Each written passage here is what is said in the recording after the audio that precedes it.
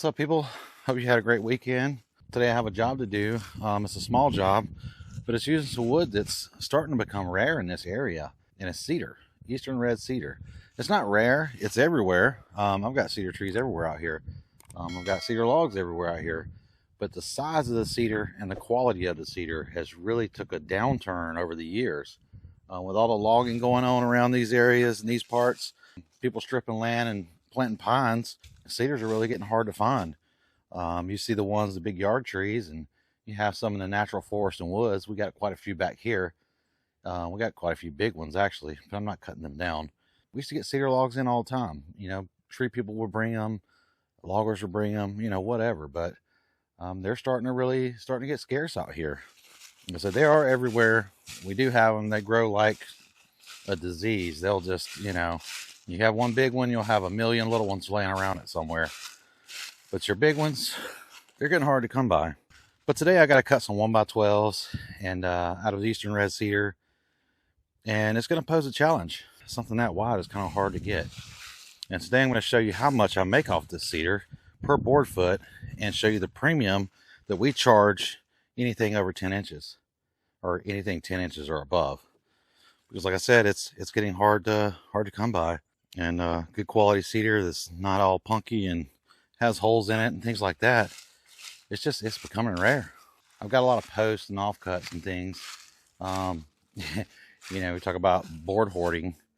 People tell me they save every board they cut on some trees. And I don't do that with cedar, but boards like this that are useful, I keep. Because I can't cut that down to something and use it. If I can't sell it, I'll use it myself. I'm going to dig around here and see if I can find some boards I can recut, but I don't think I have anything that wide in here. I do have all these trees here, and like I said, most of these are like post wood. They're just small. I just kind of stack them over to the side, get these out of the way, because a lot of these won't make anything more than a 4x4 or a 6x6 post. Most of them won't make a 6x6 post. They might make a short one. They're pretty rough. They'll cut out and make some really nice lumber. They're just not any size to them. And like this one right here, it's huge on the butt, but it tapers real hard, real fast. And you know what? I might be able to get 12 inches out of that, because these boards I'm making today only have to be 3 foot long. That one actually looks like a good potential log right here to cut. So we might be going with that. We'll try that one out.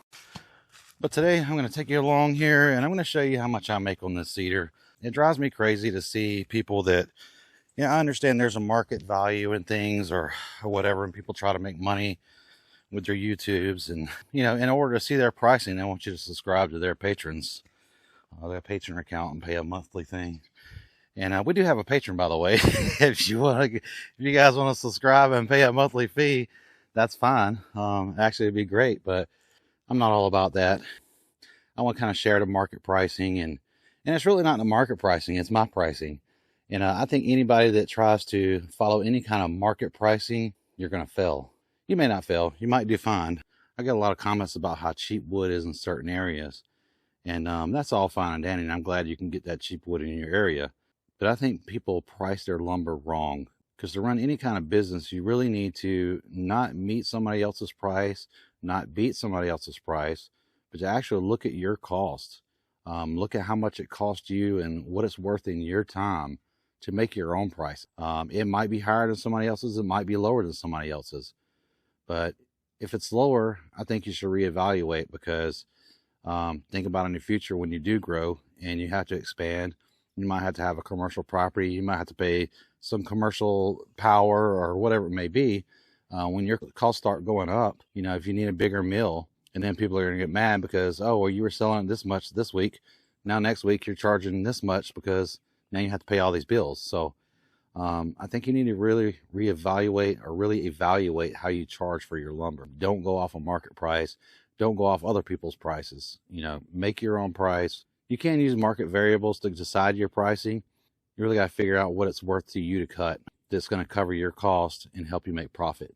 Because everybody's situation is different. I thought I'd throw that 2 cents in there. So when people tell me I'm too much for this or that, I'm calculating cost and future costs. All right, just doing another scan of the wood behind me and those stacks I tore up the other day. I pulled that big cedar piece out the big cedar mantelpiece or whatever it was, big slab. I pulled it out the other day and sold it to a customer that picked up a bunch of pine. I was saving that piece because it was about 13 or 14 inches wide. It was 4 inches thick and it was about 12 foot long. So it's a really nice piece. I thought I would have a project for myself. I wasn't planning on selling it like it was, but when you got somebody waving $100 bills in your face, saying that's what they want, it's hard to turn that down sometimes. Let's go up near the well and look at those cedars. Just so we know, I want to get the perfect log here because this is going to be, guy's paying a good penny for it, so I want to make sure it's good wood. All right, here's that big stack up here. I can actually walk out here now and not worry about stepping on a rattlesnake. It's wintertime. So these aren't that great either. These aren't that promising. There's another stack over here. And these are not that promising either. I think I pulled all the big ones out and cut those. There's a nice one right there. It's getting solid. That was probably 10 inches by 10 inches. It's almost square already. And there's our old yacht tender. I need to throw this thing in the garbage. No repairing it now. But yeah, I need to scatter these out and clean them up. I got full of leaves and limbs and everything else now. I need to get all this down to the sawmill and stacked. Yeah, we got tons of cedar trees everywhere, but they're not huge. So those are no-go. Wow, look at this. Look at them holes there. Carpenter bee holes. And carpenter bees get in that sapwood and chew it up and let our larvae have babies. All right, we're going to get on that cedar job here in just a minute. I'll get the bobcat fired up and going and get down there and pull that log out and start cutting it. But first of all, I just got a phone call. I got some logs that are ready to pick up. So I'm going to hook to the trailer and I'm going to get some logs and I'm going to take you along with us because I am so out of pine, it's ridiculous.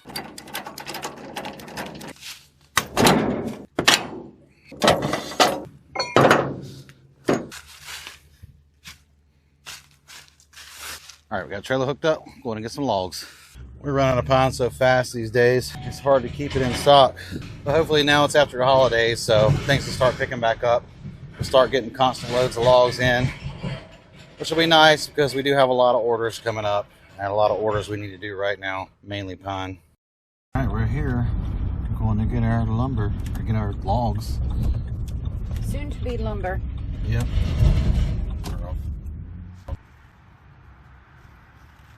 Well, we got one little load. We got a lot more trees to go get though, so I'm gonna have to bring the bobcat over here because the tractor forward drive's not working now. It's pretty slick.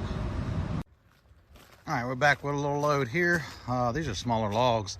They are nice and clean though, super clean logs. But that guy's doing some land clearing. I got a lot more to go get. Their little tractor they had was having some issues with the forward drive and the ground's pretty slick. I was supposed to pick this stuff up last week. He was having issues with his little tractor. It wouldn't, it picked the logs up. It couldn't get anywhere. All the weight was coming off the rear end of the tractor and the forward drive not working. It was slick. So what I'm going to do is, probably not today, but I'm going to take the bobcat over there and finish loading out. I'll have to unload with the tractor here somehow. Skid them off, I guess, but it's a lot of logs. It's going to be a lot of work. But we need them logs. We need them bad.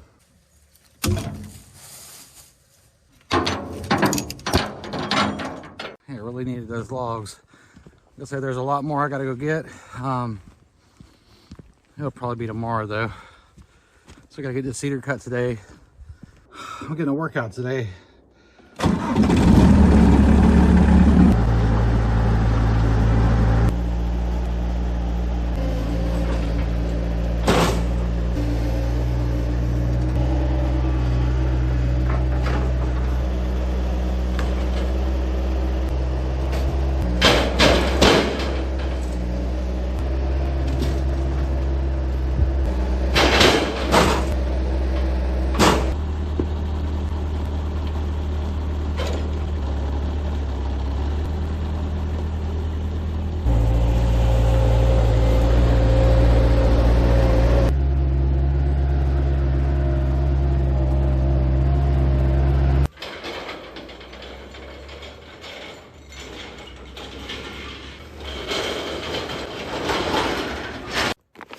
Just got a delivery. There's my belt for the bobcat.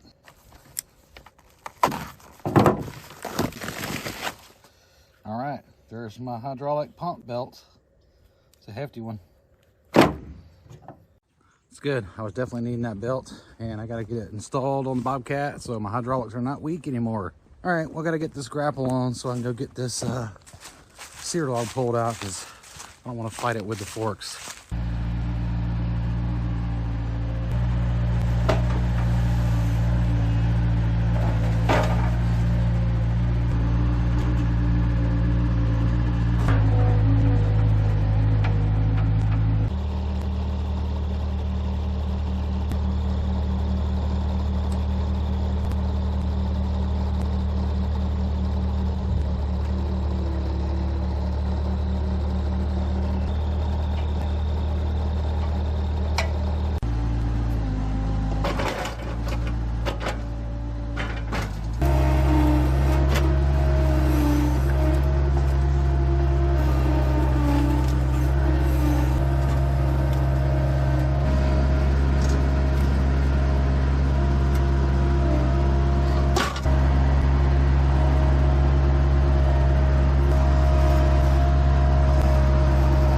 This is a pretty good piece. It'll definitely make my 12-inch boards I need. This log was quite a bit longer, but it's about 16 foot, but like I said, I only need 3 foot off of it. I'm probably gonna cut it further up here and get about 6 foot off of it. That's gonna get our lumber right there. We're gonna cut that off with the chainsaw and get that on the mill and start cutting it up.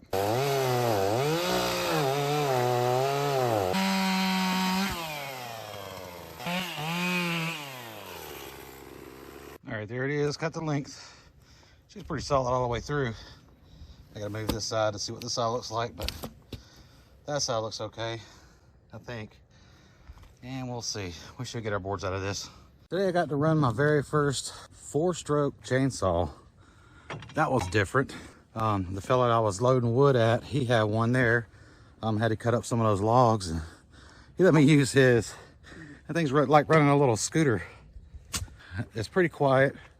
Very low RPM, pretty torquey, but it runs smooth. That little thing just gnawed through the wood. It was like slow motion because, like I say, it was very low RPM. I think we'll make a good lady saw. All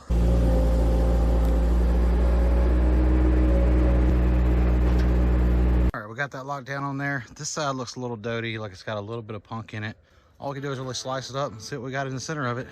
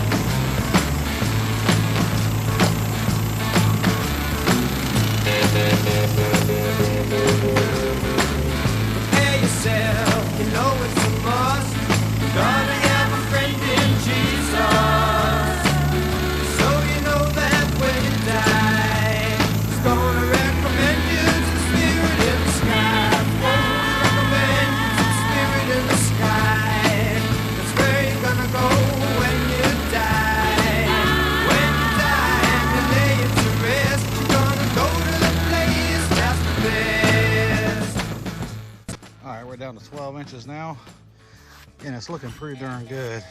Yeah, this is the stuff that makes sawmillers' dreams come true right here. That pretty cedar. Telling you, good logs like this are getting hard to come by. And this one's not perfect. Look, see all this dark color? That's real punky stuff. And I think it's just on this end because this had the knots. So hopefully most of the way through is all good.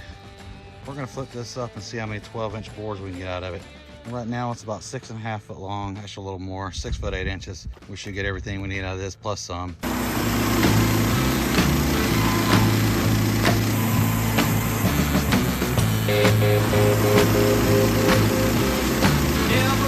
sinner, I never sin.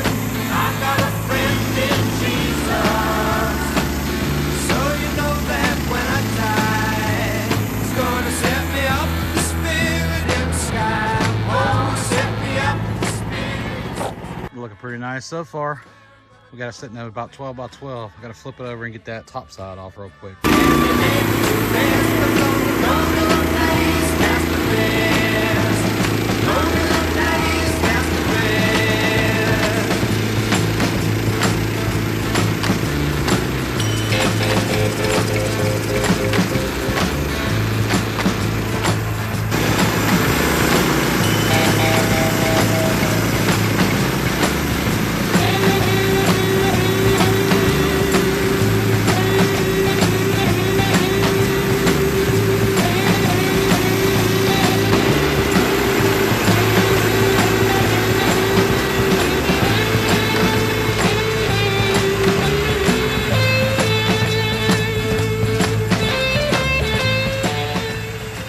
Down to that clean lumber now. Look at that. That's pretty. Got a little bit of funky spot on the end down here. It's not going to pick the part of wood we need. Like I said, we only need 3 foot of this, or 3.5. Super nice. The Spirit in the sky. That's where I'm gonna go when I die. When I die and the name is to rest, I'm gonna go to the place that's the best.